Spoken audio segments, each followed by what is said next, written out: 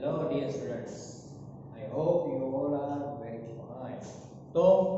આપના જે chapter number 2 જે છે કે જેમાં આપણે અત્યારે ત્રુટી જે છે એને રિલેટેડ વાતચીત કરીએ છીએ એટલે ત્રુટીના દાખલાઓ જે છે એ લર્ન કરીએ છીએ. તો લાસ્ટ વિડિયો લેક્ચરમાં મેં જે તમને ત્રુટીના દાખલા જે છે એ વન ટાઈપ ઓફ ત્રુટી જે છે એ શું છે, ત્રુટી કોને કહેવાય, ત્રુટીના પ્રકાર શું છે અને ત્રુટીનો જે દાખલો જે છે ઈ મેં તમને લાસ્ટ વિડિયો લેક્ચરમાં શીખવાડ્યું. તો વિદ્યાર્થી મિત્રો ત્યાં જે ત્રુટી જે છે પૂરી નથી થઈ જતી. આપણે ડિલેક્શન થઈ જતું કે ચલો ત્રુટી ગઈ, પણ ના ત્રુટી તો છે જ તે. તો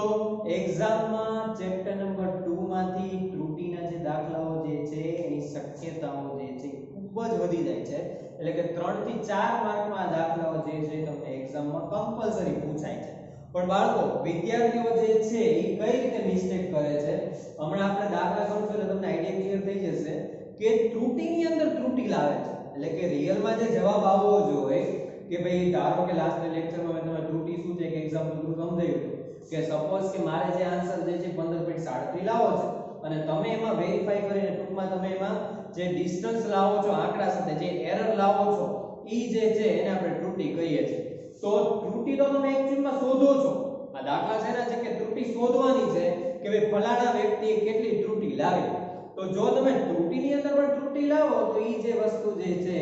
ઈ શક્ય થતું નથી. એટલે કે તમે લોકો ખોટા છો. તો ઈ વસ્તુ જે છે ઈ ભૂલ છે આપણે કરવાની નથી. તો બાળકો ત્રુટીના જે છે બીજા રીતે દાખલા કે બીજા કઈ રીતે પૂછી શકે. તો ત્રુટી જે છે ઈ 3 પ્રકારની છે. તો કે પહેલી ત્રુટી કઈ છે? નિરપેક્ષ ત્રુટી, બીજી સાપેક્ષ ત્રુટી અને ત્રીજી પ્રતિશત ત્રુટી. ઓકે, તો નિરપેક્ષ ત્રુટી, સાપેક્ષ ત્રુટી અને પ્રતિશત ત્રુટી જે છે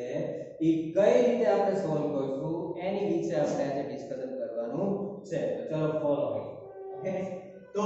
તમારી સામે મેં આંકડા લખેલા છે. એ આંકડા શું છે? તો કે ભાઈ 2.63, 2.56, 2.42, 2.71 અને 2.80. તો આ આંકડાઓ જે છે એની ઉપરથી આપણે ત્રણે ત્રણ ત્રુટીઓ જે છે એ આપણે શોધવાની છે. વિદ્યાર્થી મિત્રો મેથડ આની જે છે એ માઈન્ડમાં તમે ફિક્સ કરી લેજો. એક વખત માઈન્ડમાં મેથડ ફિક્સ થઈ ગઈ પછી આવું કોઈ બી દાખલો પૂછે તમે ગમે રીતે સોલ્વ તમે કરી શકશો. તેની માટે ખાસ જે છે એ તમારે ધ્યાન રાખવાનું છે. આજુબાજુ દાખલા કરવાના નથી કે વિડિયો લેક્ચરને ફોરવર્ડ કે બેકવર્ડ કરવાનો નથી. ચલો ધ્યાન રાખો.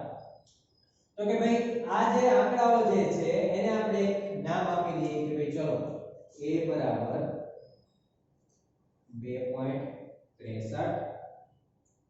સોરી 2.63 2.56 2.42 2.71 અને 2.80 છે. ઓકે, હવે શું કરવાનું છે બાળકો? આની તમારે સરેરાશ લેવાની છે. સરેરાશ લેતા તમને મેથ્સ વાળાને આવડતું જ હશે કે ટોટલ સંખ્યાનો સરવાળો છેદમાં ટોટલ સંખ્યા. તો તમને એમ લાગે કે આ તો પહેલા બીજામાં આપણે નાના સ્ટાન્ડર્ડમાં આવી ગયા. તો કે આ ભાઈ સાચી વાત છે. આપણે જે દાખલા કરતો એ નાના સ્ટાન્ડર્ડના લેવલના જ છે. આપણે 11 સાયન્સના નથી. પણ તો બી આપણા સિલેબસમાં છે ને માર્ક પણ સારા એવા લોકો આપે છે. તો આપણે સારા એવા માર્ક્સ કવર કરવાના છે. તો શું છે 2.63 2.56 2.42 2.71 અને 2.80 ટોટલ કેટલા છે સંખ્યા? તો કે 5. એનું શું કરવાનું છે? તો કે ભાઈ આપણે સરેરાશ લેવાની છે એટલે કે એડિશન કરવાનું છે. તો મને અહીંયા તસ્તી ન પડે એટલે હું અહીંયા વચ્ચે એડ કરી નાખું છું અને ડિવાઇડેડ બાય શું કરી નાખું છું? તો કે ભાઈ 5. ઓકે, હવે ડિજિટલનો જમાનો છે. સાથે સાથે તમે પણ હા કેલ્ક્યુલેટર અત્યારે વિડિયો લેક્ચરમાં સાથે સાથે જ કરતા રહેજો, તમને મજા આવશે. સાચું કહું છું. તો તમારી પાસે કેલ્સી હોય અથવા તો ડિજિટલ જમાનામાં મોબાઈલ પણ છે આપણી પાસે. તો તમે આનો તમે સરેરાશ કાઢો જોઈએ તો આપણે કરવાનું છે કે ભાઈ 2.63 સાથે સાથે જ આપણે કરતા છીએ. તો કે ભાઈ 2.63 વત્તા 2.56 વત્તા 2.42 વત્તા 2.71 વત્તા 2.80 80 તો બાળકો એનો જવાબ આવે છે 13.12 ડિવાઇડેડ બાય કેટલી સંખ્યા છે તો કે ભાઈ 5 ઓકે તો આપણે તમે જે સરેરાશ તમે કાઢશો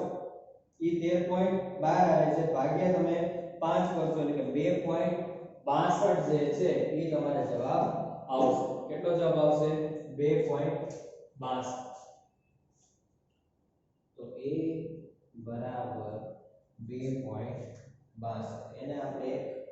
ચક્રમાં ફિટ કરી દઈએ બોક્સની અંદર આપણે ફિટ કરીને રાખી દઈએ ઓકે હવે ખાસ ધ્યાન રાખવાનું છે શું કરવાનું છે નેક્સ્ટ સ્ટેપ શું છે તો કે ભાઈ આ આન્સર આવ્યો સરેરાશનો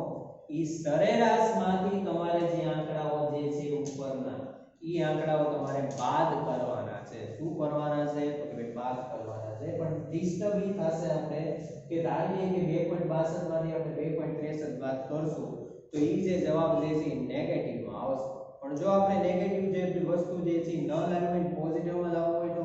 તમે મેથ્સમાં શું કરો છો તો કે ભાઈ એને માનાંકમાં લઈ લો છો માનાંક તમે લઈ લો તો આ જે વસ્તુ જે છે શેમાં આવશે હવે આપણે પોઝિટિવમાં આવશે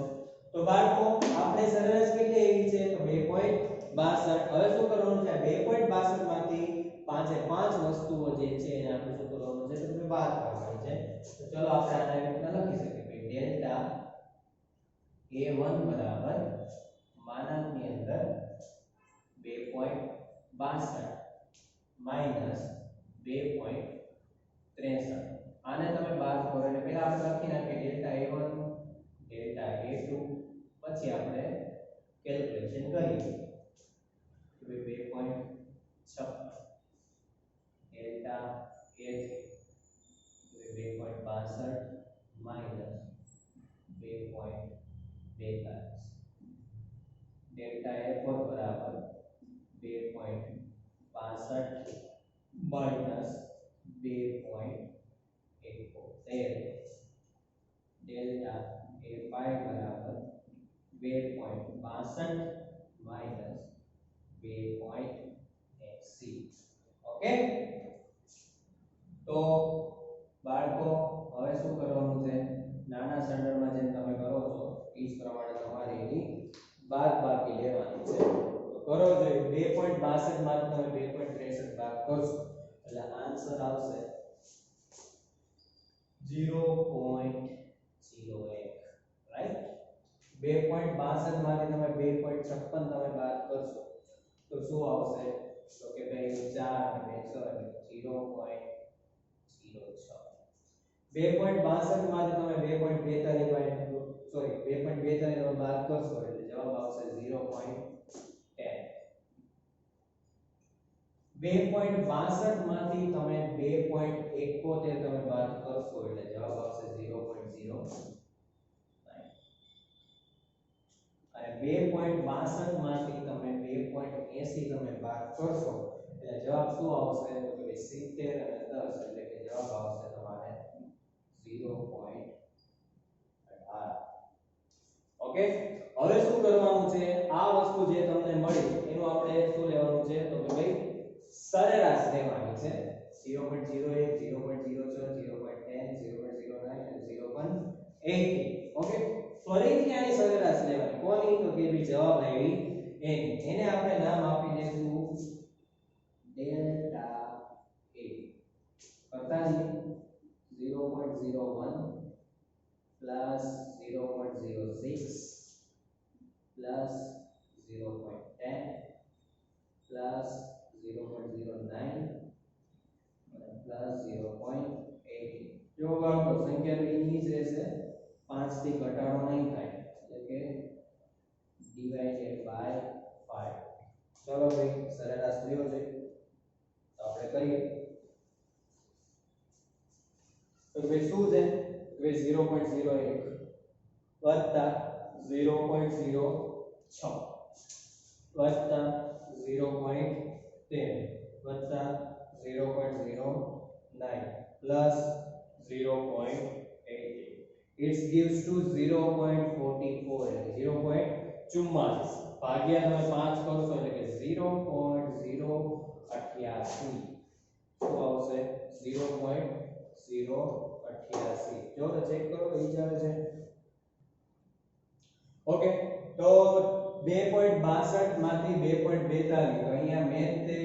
જે છે કે ભાઈ એરર લાવી હમણાં જે તમે વાત કરી હતી કે ભાઈ ત્રુટીની અંદર એરર જે લાવે તો આ પ્રમાણેની મિસ્ટેક થઈ જાય તો 2.62 માંથી 2.42 કરો એટલે કે 0.20 આવશે ઓકે તો 0.10 હતા તો ત્યાં આપણે શું કરી નાખવાનું છે 0.20 ઓકે હવે બાળકો ચેક કરી લેજો પોઈન્ટ 2.62 માંથી 2.63 0.01 0.06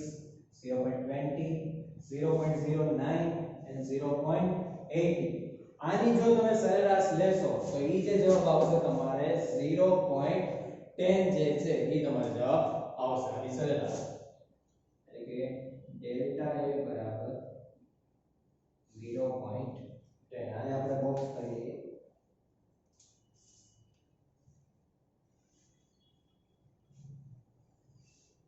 હવે કામ જે છે આપણું થોડું હળવું થઈ જશે કેમ કે આપણે જે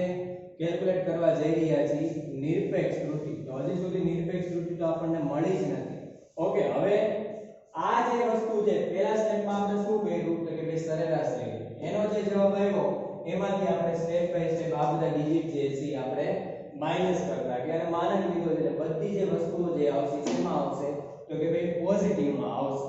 હવે શું છે તો કે ભાઈ અહીંયા જે જવાબ આવે છે આ તમારો તો આ જે જવાબ જે છે નિરપેક્ષ ત્રુટિ છે શું છે તો કે ભાઈ નિરપેક્ષ ત્રુટિ હવે શું કરવાનું છે બીજી ત્રુટિ કઈ છે તો કે ભાઈ સાપેક્ષ ત્રુટિ તો સાપેક્ષ ત્રુટિ જે છે એમાં શું કરવાનું કે ભાઈ ડેલ્ટા a ના છેદમાં a ખાસ યાદ રાખજો ડેલ્ટા a ના છેદમાં a કરવાનું છે તો તમને શું મળશે તો કે ભાઈ સાપેક્ષ ત્રુટિ એટલે કે 0.10 ડિવાઇડેડ બાય 2.62 બરોબર તો ભાઈ આપણે સાપેક્ષ ત્રુટિ જે છે એ આપણે કેલ્ક્યુલેટ કરવી છે એનું સૂત્ર તો આપણી પાસે જ છે કે ભાઈ ડેલ્ટા a ના છેદમાં a સાપેક્ષ ત્રુટિ